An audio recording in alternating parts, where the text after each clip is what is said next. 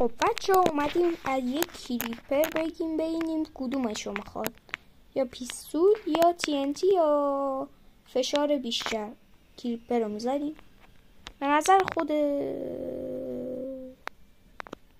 داداش آخر میگی کدوم و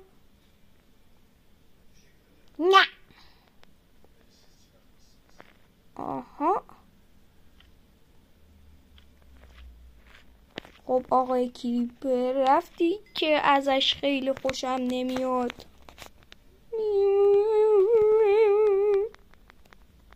خب بچه ها پارت بعد بذارم برای این. به هر لایک 5 تا کجا رفت؟ دیگه لازم نبود.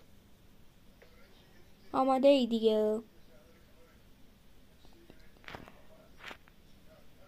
مشکل داری؟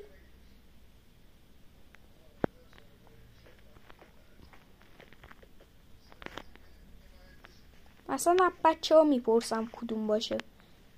به نظر شما پیستول یا TNT یا فشار بیشتر بچه ها؟ تو کامنت ها بگی ببینم کدوم میخوره. تا ویدیو بعد خداحافظ. لایک نکنی میام دایمندا رو میگیرم ازت.